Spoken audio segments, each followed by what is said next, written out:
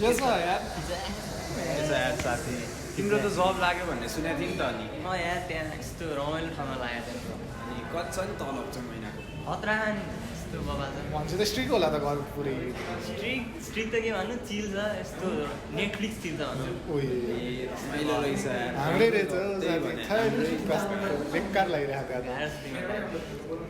खाजा चाहिँ खाने होला नि त्यसो त्यो होइन यार भोलि फर्स्ट डे हो अनि प्रिपेयर गर्नुपर्छ अलिक त्यही भएर अलिक ढिला छ मलाई पार्टी चाहिन्छ है साथी मलाई चाहिँ हेर पार्टी त दिइहाल्नु न खत्रै दिइहाल्नु ल साथी त्यसो भए त ल। हतार भयो त ल ल साथी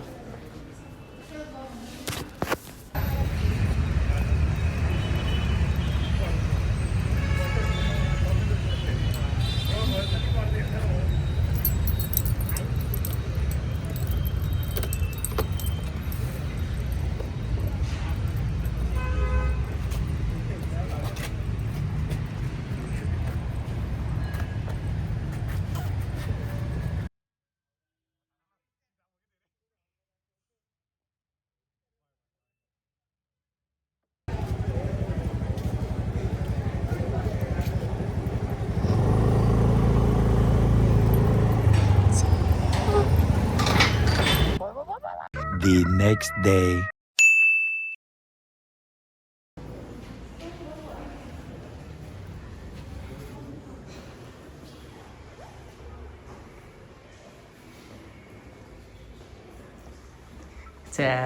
ठिक छ म जोइनी अहिले नयाँ जोइनी त्यही भएर 8 जन हेलो हेलो सर के काम पर्यो होला आज नयाँ जोइनी हो म बोसँग कुरा गर्न आएको हजुर हजुर कुनै विषयमा जानु न है थ्याङ्क यू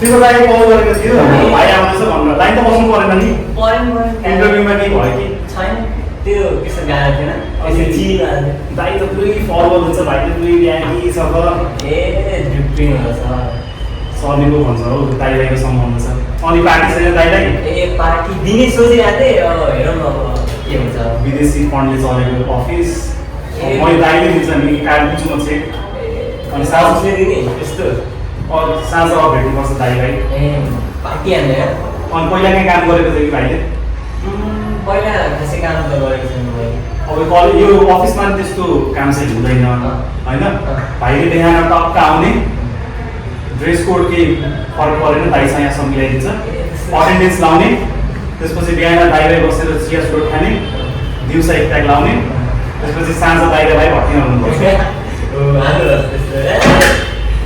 अन्त सबै छ नि घरतिर घरतिर सब ठिक छ हजुरको के हो काम यस्तै यस्तै हो क्या त काम भाइ यार बस्यो यत्तिकै खायो हेर न बुढी मिलाइसकेको छ कति गाउनु छ यस्तै ठिकै छ भाइ काम नगरेर कमाइरहेको छ अब त्यसरी आउनु न यही अफिसमा दाइले मोज गर्नुपर्छ ल भाइ अब भयो क्या भेट्नुपर्छ ए पार्टी कस्तो पार्टीमा आउँछ भाइ पार्टी त गर्नु सबैजना हुन्छ ल भाइ ल अनि यो मैले भन्थेँ नि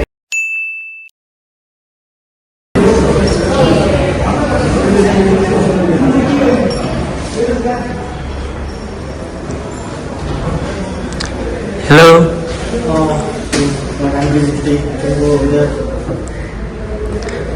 हेलो हेलो एक्सक्यूज मी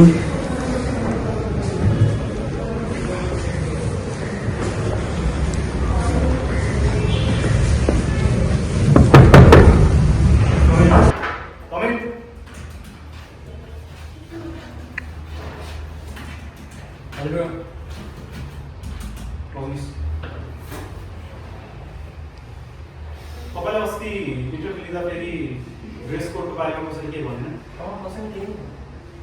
घाँटीमा हेडफोन ज्याकेट लगाएर आएको छ यसरी त भएन नि त दिस अफिस यहाँ काम गर्नुपर्छ तपाईँले यदि तपाईँ मेरो अन्डरमा काम गर्दै हुनुहुन्छ भने तपाईँले डिसिप्लिन र टाइमलाई चाहिँ एकदमै मेन्टेन गर्नुपर्छ यो एउटा विदेशी संस्थाबाट चलेको अर्गनाइजेसन या तपाईँले सबै कुरा टाइममा गर्नुपर्छ। अनि वर्किङ आवरमा चाहिँ तपाईँले पछि त बोल्न पाउनुहुन्न, आफ्नो काम गर्ने तपाईँलाई सर्टेन टास्क दिएको हुन्छ हरेक विक, त्यो चाहिँ तपाईँले कम्प्लिट गर्नै पर्छ। नत्र भने आज तपाईँको फर्स्ट इयर भोलि तपाईँको लास्ट इयर पनि हुनसक्छ। अरू केही क्वेरी छ? You will leave. अनि अब नेक्स्ट टाइम अफिस आउँदाखेरि यो कपाल चाहिँ साइडको 0 र अगाडिको 1 मा हुनु पऱ्यो। अनि फर्मल लाएर आउनु पऱ्यो। तपाईँको ट्रिपी लुकले यहाँ पाउँदैन, बुझ्नुभयो? धेरै मान्छे छन् लाइनमा, बुझ्नुहुन्छ होला। अस्तिको काम थियो।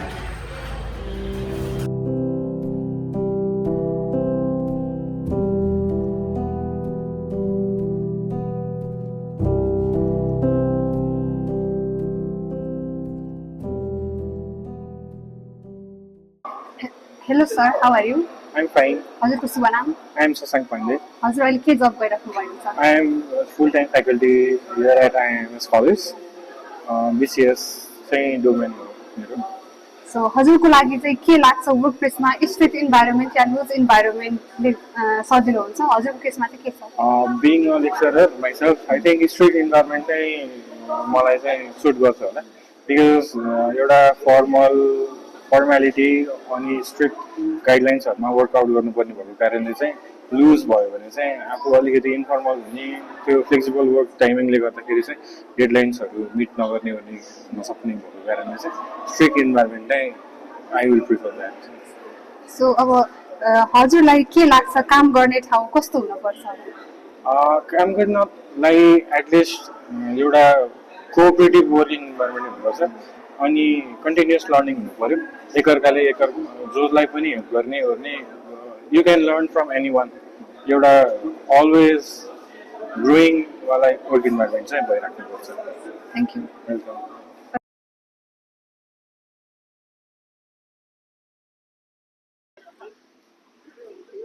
एक्सक्युज मी सर, हजुरको शुभ नाम? विशाल कार्की, दिपेश तपाईँहरू अहिले के गरिराख्नु भएको छ? स्टुडेन्ट अहिले स्टुडेन्ट हो। तपाईँहरूलाई चाहिँ के लाग्छ प्रोफेसनल मान्छे बन्नु भनेको चाहिँ के होला जस्तो लाग्छ? प्रोफेसनल मान्छे बन्नु भनेको चाहिँ अब आफ्नो कामहरू टाइममा गर्ने, अनि अब अफिसहरू जस्तो अब अफिसमा गर्ने आफ्नो कामहरू सबै बेलैमा सिद्धाउने, स्टुडेन्टमा पनि अब आफ्नो एसाइनमेन्टहरू हुन्छ, वर्कहरू हुन्छ, सबै बेलैमा सिद्धाउने, त्यही हो। त्यही डिसिप्लिनमा बस्नु भयो, त्यस्तै। Discipline is the key of success, त्यही हो। Thank you. अब अर्को एउटा पनि क्वेसन सोध्छु र तपाईँहरूलाई चाहिँ के लाग्छ कि हाम्रो आफ्नो वर्क इन्भाइरोमेन्ट चाहिँ कस्तो हुनुपर्छ? स्ट्रिक्ट हुनुपर्छ कि लुज हुनुपर्छ जस्तो लाग्छ? लुजै हुनुपर्छ, तर त्यस्तो खुल्ला पनि छोड्नु भएन होइन। टाइम म्यानेजमेन्ट हुनु पर्यो, डिसिप्लिन हुनु पर्यो होइन, कोअर्डिनेसनहरू पर्यो, इत्यादि हुनु पर्यो। थ्याङ्क यू तपाईँहरूलाई। धन्यवाद।